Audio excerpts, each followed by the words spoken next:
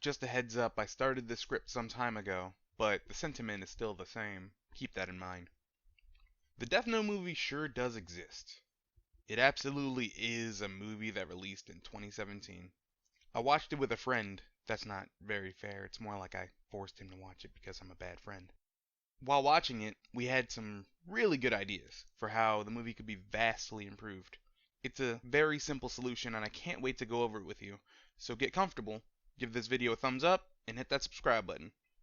So, I hear you asking, what's this very simple change? Well, that's easy. Take away the reliance on the anime and keep the concept.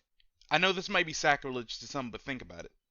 I want to go over the differences for a second for those not up to speed. The original movie, for anyone who hasn't seen it, casts our protagonist as a Light Turner, our Light Yagami stand-in, who rather than being a calculating man who is interesting to watch because he's always coming up with a plan to keep suspicion off of him, is a teenage simp trying to score. All the depth is lost, leaving only this shallow kid using the Death Note to impress a girl. We have L, the much more ravenous detective who's willing to risk the whole investigation in order to get Kira. So much so that he breaks into his house on more than one occasion and even chases Light down the street with a gun. Stark contrast to the much cooler demeanor we're used to, where, yeah, he still knows Light is Kira, but he knows to be patient and prove it. Even though, spoiler alert, he dies, he still wins in the end when Light is caught by his successor. Mia is our analog to Misa, but the affection is swapped. Rather than Misa needing Light, Light needs Mia. Ryuk is there, but I think he generally does alright with what he's given. To get my point across, that's all we really need to go over. So imagine this. Rather than a botched retelling of the anime, this is a brand new story in the same world. Ryuk drops the notebook in Seattle right after Light, spoiler alert, meets his end. Light Turner is Liam Turner. Liam is kind of a loser. He gets bullied and he's into our Misa stand-in. Head cheerleader Cindy. Ryuk thinks, let's try someone from a different place in life because this is kind of just like watching TV to him, so he drops it at Liam's feet. Liam freaks out like in the movie, and then the movie basically plays out the same way for a while. Liam used the notebook to get Cindy's attention, and it seems all is going well for him. And Cindy even does a bit of research studying a similar story of a man who mysteriously killed criminals in Japan who went by Kira. And so they dubbed themselves Kira after this previous killer.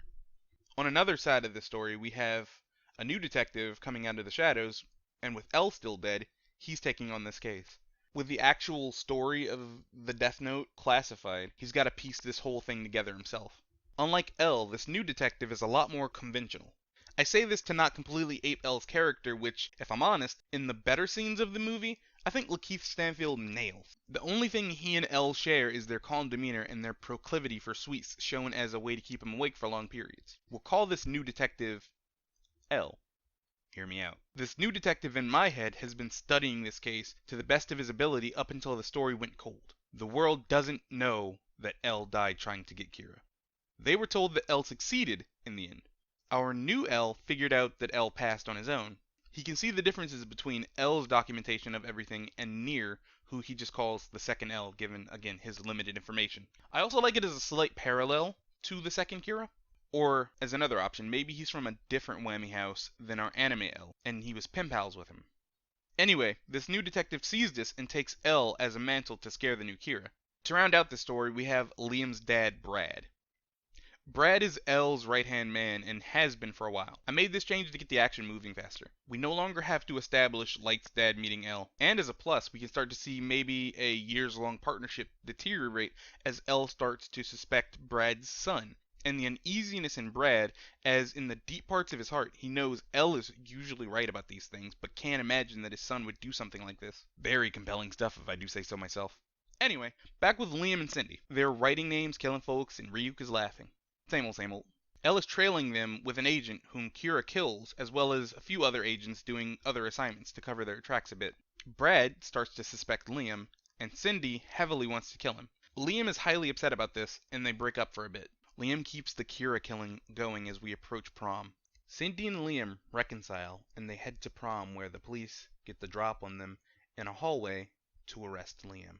They throw Liam in the back of an armored truck where L, still masked, is sitting across from him. L asks Liam, "Why would you do it?" Liam replies, Do what? With confusion, but also a blank stare. El then asks why he would kill his own father. Liam's eyes widen as he's filled with emotion from sadness to panic to anger. He admits he killed the other people to El, stopping just short of telling him about the Death Note, and he says he knows who killed his father.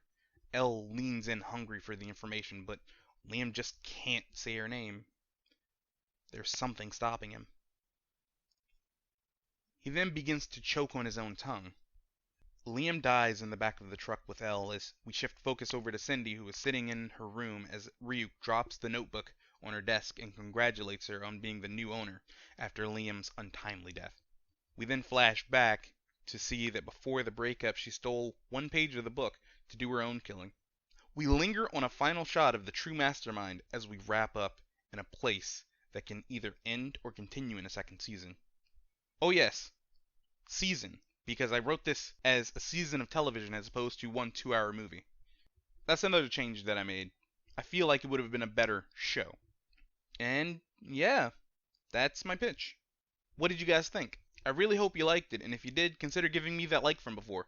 Also, if you're new around here, think about subbing. I do a lot of gaming where I give some of my opinions and thoughts on a wide range of things. But besides all that, have an awesome day.